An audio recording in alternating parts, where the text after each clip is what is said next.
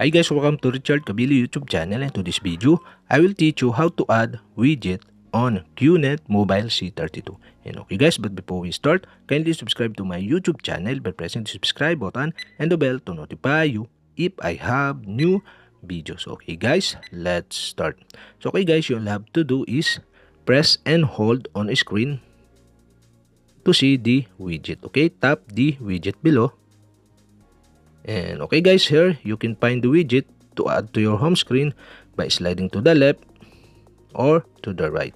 And okay guys, after you find the widget you want to add to your home screen, okay, for my example, I add analog clock widget.